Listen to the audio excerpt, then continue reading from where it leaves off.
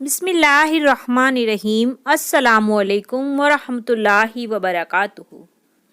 दुआएं क्यों कबूल नहीं होती?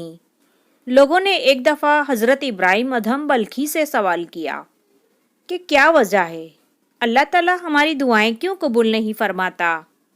आपने फरमाया, तुम खुदा को जानते हो मगर उसकी इताअत नहीं करते।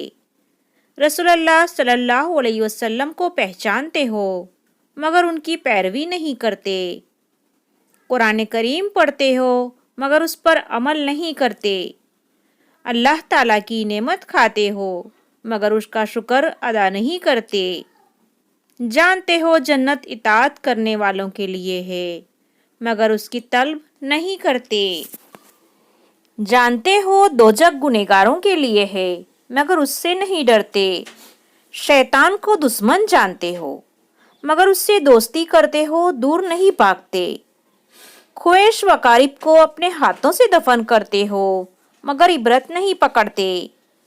मौत को बरहक जानते हो मगर आकिबत का कोई सामान तैयार नहीं करते। दूसरों की ऐब जोई करते हो मगर अपनी बुराइयों को तर्क नहीं करते। ऐसे शख्स की दुआएं कैसे कबूल